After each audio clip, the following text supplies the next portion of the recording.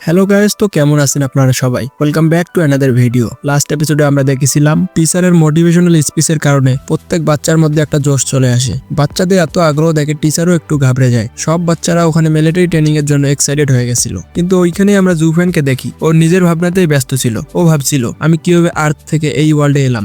যেমনটা টিচার আমাদের বলল, মিউটেন্ট বিস্ট ডেঞ্জিনের ভেতরে থাকে। আমার মনে আছে আমি আর্থ থেকে এখানে আসার আগে একটা ক্র্যাকের মধ্যে ছিলাম, যদিও আমি অজ্ঞান অবস্থায় ছিলাম, কিন্তু আমার কিছুটা মনে আছে। আর সেইখানে নোবাও আমার সাথে ছিল, আর তারপর একটা ক্র্যাক ওপেন হয় আর আমি তারপর এই ওয়ার্ল্ডে চলে আসি। তো এমনটা কি হতে পারে ডেঞ্জিন থেকে আসার কারণে আমিও একটা মিউটেন্ট বিস্ট যারা মানুষদের খায় আর মানুষদের ক্ষতি করে? জুফেন এইসব চিন্তায় ব্যস্ত ছিল আর ও ইউনার দিকে দেখছিল। ইউনা বলছিল, জুফেন কি হয়েছে, তুমি আমার দিকে কেন দেখতেছো?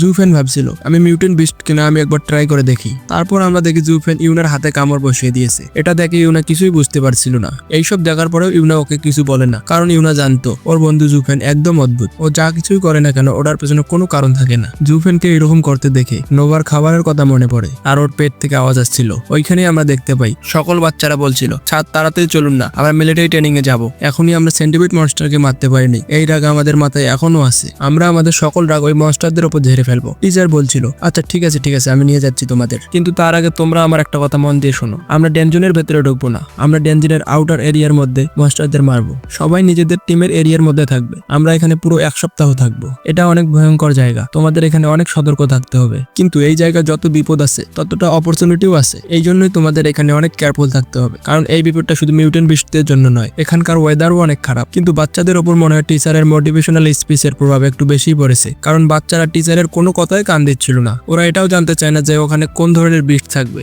আর কোন ধরনের বৃষ্টি থেকে ওদের কেয়ারফুল থাকতে হবে। ওরা শুধু এটাই ভাবছিল ওদের তাড়াতাড়ি যেতে হবে আর মিউটেন্ট বিস্টকে মারতে হবে। টিচার মনে মনে ভাবছিল, আমি এই বাচ্চাদের মোটিভেশনাল স্পিচ দিয়ে কোনো ভুল করলাম নাকি? যাই হোক, বাদ দাও, যা হবে পরে দেখা যাবে। এখন আমাকে এই ট্রায়ালটা খুব তাড়াতাড়ি শুরু করতে হবে। ওইখানেই আমরা দেখতে পাই সকল বাচ্চারা ট্রায়ালের জন্য একদম তৈরি হয়ে গেছে। আর অন্যদিকে আমরা দেখতে পাই ওই লাল চুলওয়ালা মেয়েটা যেটা অনেক লাফালাফি করছিল। ও বলছিল, তাড়াতাড়ি ফরেস্টের দিকে চলো, আমরা ওখানে গিয়ে সবগুলো দুর্বল মনস্টারকে মেরে ফেলবো, আর এই জন্য আমরা অনেক পয়েন্ট পাবো। যদিও টিচার আমাদের বলেছিল হাই লেভেলের মনস্টার মারলে আমাদের পয়েন্ট বেশি হবে, কিন্তু আমার ভাবনা অন্য। আমার মতে দুই একটা হাই লেভেলের মনস্টার না মেরে অনেকগুলো লো লেভেলের মনস্টার মারলে আমাদের পয়েন্ট অনেক বেশি হবে। আমি এতগুলো লো লেভেলের মনস্টার মারবো যে আমার স্কোর লুলিয়াং এর থেকেও বেশি হবে। আমরা অনেক ভালো রিওয়ার্ড পাবো। তাড়াতাড়ি ফরেস্টের দিকে চলো। অন্যদিকে আমরা দেখি জুফেন আর নোভাকে। ওরা এই ট্রায়ালের জন্য ওয়ার্ম আপ করা শুরু করে দিয়েছে। ওদের মতে আমরা কোনো দুর্বল। ওরা ভাবছিল আমরা কোনো মনস্টারকে সাথ দেবো না, আমাদের সামনে যেই মনস্টারে আসুক না কেন আমরা সেটাকে মেরে ফেলবো। দুর্বল হোক বা পাওয়ারফুল হোক, কোনো মনস্টারকেই সাথ দেবো না। তখনই আমরা দেখতে পাই ইউনা ওখানে চলে এসেছে, আর ইউনা ওর সাথে একটা পোর্শন নিয়ে এসেছে।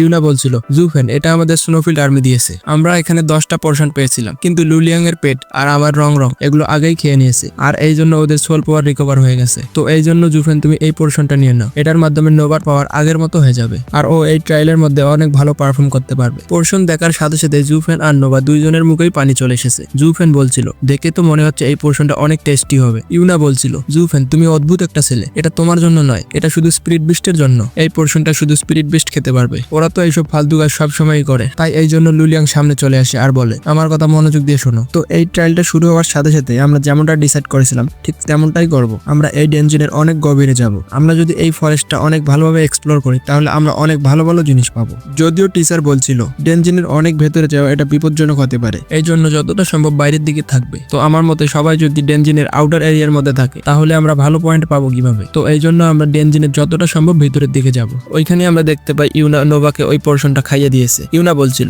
জুফেন আমাকে একটা কথা বলো, আমরা যদি ডেঞ্জিনের অনেক ভেতরে যেতে চাই তাহলে কি স্নোফিল্ড আর্মি আমাদের ডেঞ্জিনের ভেতরে যেতে দিবে? লুলিয়াং বলছিল, আমি জানি না ওরা আমাদের থামাবে কি থামাবে না, কিন্তু আমি এটা ডিসাইড করে নিয়েছি, আমি ডেঞ্জিনের অনেক ভেতরে যাব। কিন্তু এখন সবকিছু ডিপেন্ড করতেছে জুফেনের উপর। জুফেন আমাকে আগেই বলেছিল ও আমার সাথে ডেঞ্জিনের অনেক ভেতরে যাবে। আমি জুফেনকে এখনো জিজ্ঞেস করতেছি, জুফেন তুমি আমার সাথে যাবে কি? আচ্ছা তুমি যদি যেতে না চাও তাহলে কোনো সমস্যা নেই, কিন্তু আমি ডিসাইড করে নিয়েছি আমি ডেঞ্জিনের অনেক ভেতরে যাব। জুফেন বলছিল, লুলিয়াং আমি আমার কথা চেঞ্জ করি না, আমি যেহেতু তোমাকে প্রথমে বলেছি আমি তোমার সাথে যাব, তার মানে আমি তোমার সাথে যাব। আমিও ডেঞ্জিনের অনেক গভীরে যেতে চাই, আর আমি সেখানে চেক করব ওইখানে কি কি থাকে। কিন্তু এই কথার আগে আমি তোমাদের সাথে কিছু ডিসকাস করতে চাই। আমার মতে যে সেন্টিপিড মনস্টার আমাদের অ্যাটাক করেছিল ওটা একদম নর্মাল ছিল না। আমার সন্দেহ হচ্ছে এর পিছনে নিশ্চয়ই কেউ না কেউ আছে। তোমরা কি একটা জিনিস নোটিস করেছিলে? এখানে আগে থেকেই অনেক কম সোলজার ছিল। যেই লোকই এই অ্যাটাকটা করুক না কেন ও অনেক ভেবেচিন্তে অ্যাটাকটা করিয়েছে। ওই লোক চাইছিল যাতে এখানে একটা অনেক বড় দুর্ঘটনা হয়। এই কথা শোনার সাথে সাথে লুলিয়াং আর ইউনা একদমই শক হয়ে যায়। আচ্ছা আমরা যদি একটু ভেবে দেখি তাহলে জুফেন যা বলতেছে তা একদমই সত্যি কথা বলতেছে।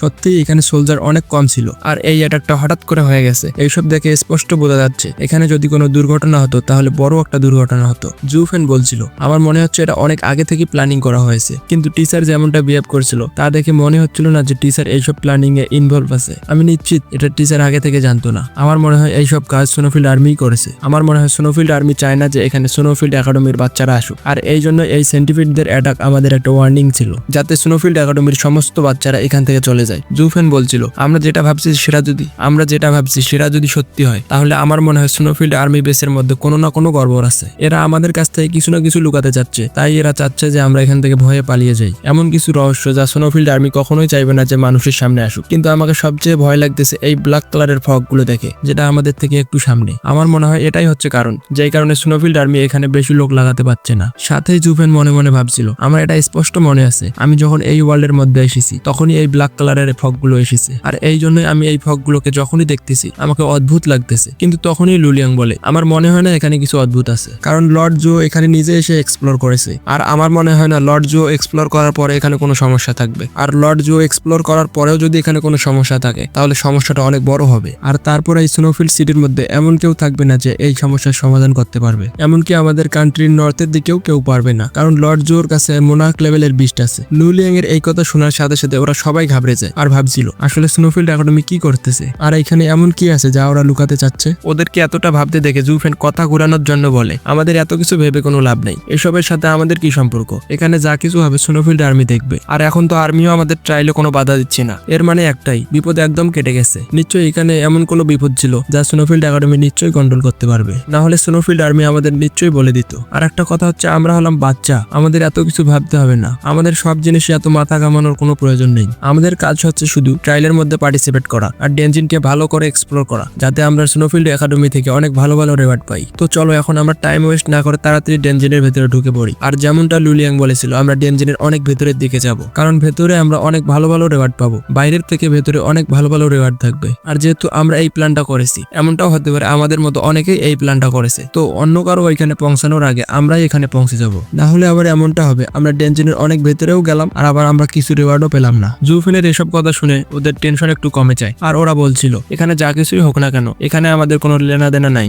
এখন আমাদের প্রথম কাজ হচ্ছে ট্রায়াল কমপ্লিট করা। আর সেই সাথে আমরা দেখি ওরা ট্রায়ালের জন্য বেরিয়ে পড়েছে। সিন চেঞ্জ হয়ে আর আমরা দেখতে পাই লাল চুলওয়ালা বুলিকে। ওর ডেনজিনের অনেক ভেতরে চলে গিয়েছিল, ও আগে আগে যাচ্ছিল আর ওর দুইজন টিমমেট ওর পিছনে ছিল। আর যেহেতু সেন্টিপিড মনস্টারকে না মারার জন্য ওর মাথায় অনেক রাগ ছিল, সেই জন্য ওর নিজের টিমমেটের উপরে রাগ হচ্ছিল। তোমরা এখানে কি করতেছো? তোমরা যদি এখানে এত ধীরে ধীরে চলো তাহলে আমরা কিছুই পাবো না। এখানে এক একটা সেকেন্ড অপচয় করা মানে অন্যদের এক একটা করে অপরচুনিটি দেওয়া। তোমরা নিজেরাও জানো এখানে এমন কিছু লোক আছে যারা সেন্টিপিড মনস্টারকে মারতেও ভয় পায় না। তো তোমরা কি চাও না যে আমরা ভালো রিওয়ার্ড পাই আর আমরাও লেভেল আপ করে অনেক পাওয়ারফুল হই? লাল চুলওয়ালা ছেলেটা ভাবছিল আমি তো ডেনজিনের ভেতরে একাই যেতাম, কিন্তু ডেনজিনের ভেতরের দিকে অনেক বিপদ থাকতে পারে, তাই আমাকে টিমের সাথে যেতে হবে। তখন ওই লাল চুলওয়ালা ছেলেটা বলছিল আমার কথা মনোযোগ দিয়ে শোনো, আমরা ডেনজিনের অনেক ভেতরে চলে এসেছি, টিচার এর থেকে বেশি ভেতরে যেতে মানা করে দিয়েছে। ওইখানে যাওয়া অনেক বিপজ্জনক হবে আর ওইখানে কেউ আমাদের হেল্প করতে আসতে পারবে না। এই কথা শুনে লাল চুলওয়ালা ছেলেটা অনেক রেগে যায়। তোমরা কি বলতেছো এসব? আমরা সবাই একটা টিম, টিমের কাজ হলো তার মেম্বারদের এগিয়ে নিয়ে যাওয়া, আর তোমরা আমাকে পিছিয়ে নিয়ে আসতেছো। আমি একটা জিনিস ঠিক করে নিয়েছি, এখানে যত কিছুই হোক না কেন আমি ডেনজিনের অনেক ভেতরের দিকে যাব,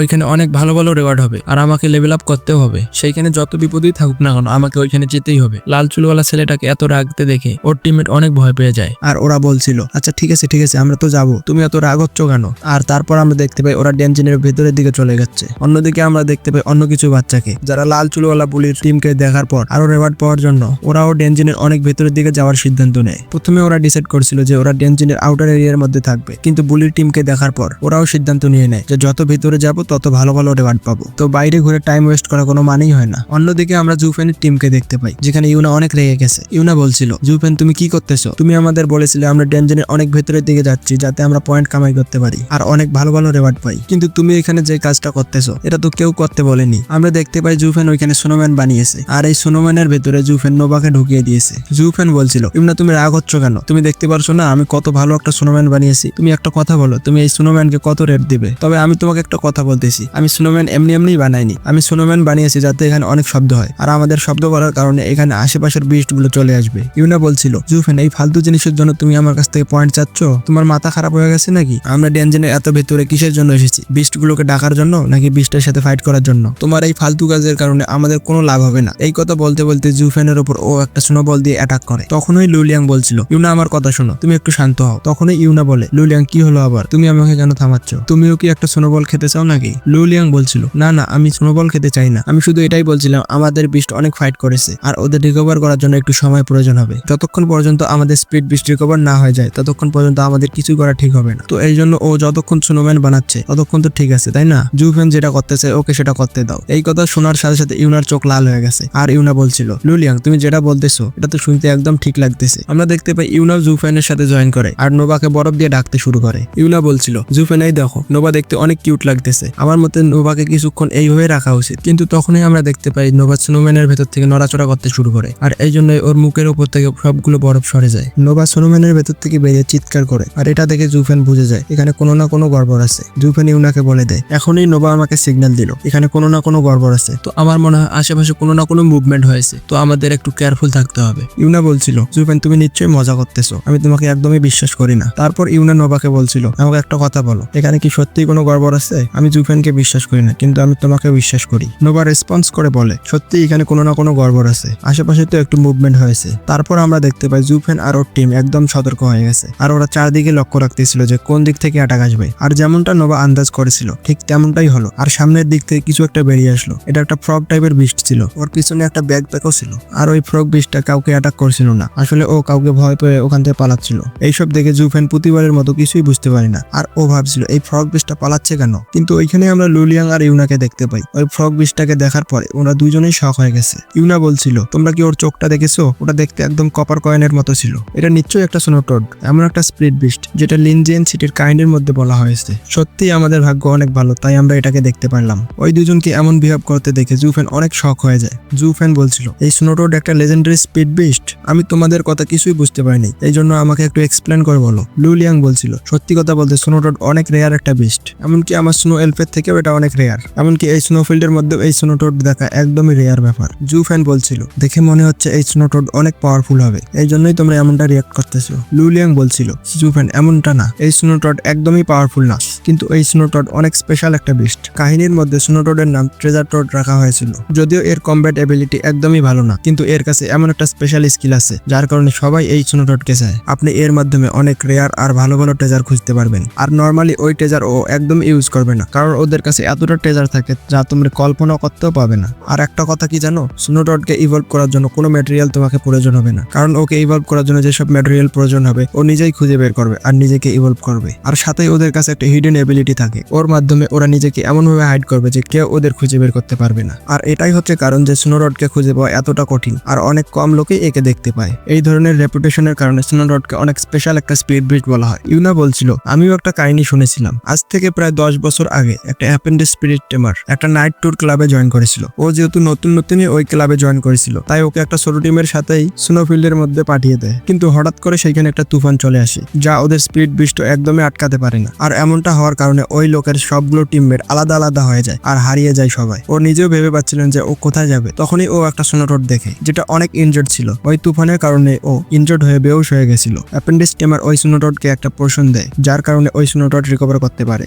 আর ওই স্নোটোড ওই অ্যাপেন্ডিস টেমারকে এমন একটা জায়গায় নিয়ে যায় যেটা আজ পর্যন্ত কেউ দেখেনি। এই কথা শুনে জুফেন অনেক এক্সাইটেড হয়ে যায় আর বলে, ইউনা তুমি থেমে গেলে কেন? এই স্টোরি তো অনেক ভালো ছিল, তারপর বলো কি হয়েছিল? ওই লোক কি অনেক ভালো একটা ট্রেজার পেয়েছিল নাকি ও অনেক ভালো একটা সোয়ার্ড পেয়েছিল যার কারণে ও পাওয়ারফুল হয়ে গেছে আর ওর অ্যাবিলিটিও ইনক্রিজ হয়ে গেছে? ইউনা বলছিল, আমি তো স্টোরি কন্টিনিউ করছিলাম, তুমি কি আমাকে মাঝে থামিয়ে দিলে? তুমি যদি এবার আমাকে মাঝে থামিয়ে দাও তাহলে আমি একদমই বলবো না। ইউনা বলছিল, তুমি একদম ঠিক কথাই বলতেছো, ও অনেক ভালো একটা ট্রেজার পেয়েছিল আর সাথে ওই স্নোটোডের কারণে ও ওর টিমমেটকে খুঁজে পায়। আর ফিরে আসার পর ওই স্নোটোডের দেওয়া ট্রেজারের কারণে ওর স্পিরিট বিস্টকে ইভলভ করে। ওর বিস্ট প্রথমে লর্ড লেভেলে ছিল, কিন্তু ওই ট্রেজারের জন্য ওর বিস্ট সোজা মোনার্ক লেভেলের মধ্যে চলে গেছে, একদম ওই সেম লেভেলে যেখানে লর্ড লোয়ার স্পিরিট বিস্ট আছে। তখনই লুলিয়াং বলে, ইউনা তুমি যে স্টোরি বলতেছো এটা একদমই কাহিনী নয়, এটা একটা রিয়েল স্টোরি। ব্রেক থ্রু করার পর উনি নাইট ক্লাব একদমই ছেড়ে দেয় আর সিটির সেন্টারের দিকে চলে যায়। এইসব শোনার পর জুভেন অনেক খুশি হয়ে যায় আর বলছিল, এটা তো অনেক ভালো ব্যাপার, এত ভালো একটা বিস্ট আমাদের সামনে চলে এসেছে আর আমরা যদি এই বিস্টটাকে না ধরি তাহলে আমরা অনেক বড় একটা বোকা হব।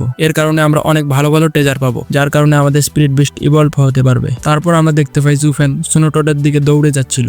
স্নোটোড একটু দাঁড়াও আর আমার ভাগ্যটাকে ভালো করে দাও, তোমার কারণে আমার স্পিরিট বিস্ট ইভলভ করতে পারবে আর আমি অনেক পাওয়ারফুল হয়ে যাব। এইসব দেখে ইউনা একটু এম্বারেস হয়ে যায়। জুফেন, এমন বিহেভ করা বন্ধ করো, আমাকে অনেক লজ্জা লাগতেছে। সত্যি তুমি একটা অদ্ভুত ছেলে। জুফেন বলছিল, নোভাকে ইভলভ করার জন্য আমাকে একটা এভলিউশন ম্যাটেরিয়াল দরকার, যেটার নাম হলো হোয়াইট ক্রিস্টাল। এর ব্যাপারে কারো কাছে কোনো ইনফরমেশন নাই যে আমি এই হোয়াইট ক্রিস্টাল কোথায় পাবো, কিন্তু এই সুনোটোডের মাধ্যমে আমি একদমই এটা সহজে পেয়ে যাব। কিন্তু এখন সুনোটোডের মুড একদমই ছিল না যে ও জুফেনের হাতে চলে আসবে। যখনই জুফেন সুনোটডকে ধরার জন্য যায়, তখনই সুনোটড একটা বড় জাম্প করে, আর এই জন্য জুফেন সুনোর মধ্যে পড়ে যায়। জুফেন বলছিল, ও আচ্ছা এই ব্যাপার, তুমি অনেক রেয়ার দেখে আমার সামনে অনেক হার্ড হওয়ার ট্রাই করতেছো তাই না? কিন্তু তুমি একদমই টেনশন করবে না, আমাকে যতই খাটাখাটনি করতে হোক না কেন, আমি তোমাকে আজকে ধরেই এখান থেকে তারপর যাবো। তো জুফেন সুনোটডকে ধরতে পারবে কিনা আমরা দেখবো নেক্সট এপিসোডে। এই ভিডিওতে এতটুকুই। ভিডিও ভালো লাগলে ভিডিওকে লাইক করে চ্যানেলকে সাবস্ক্রাইব করে দিন। Thank you.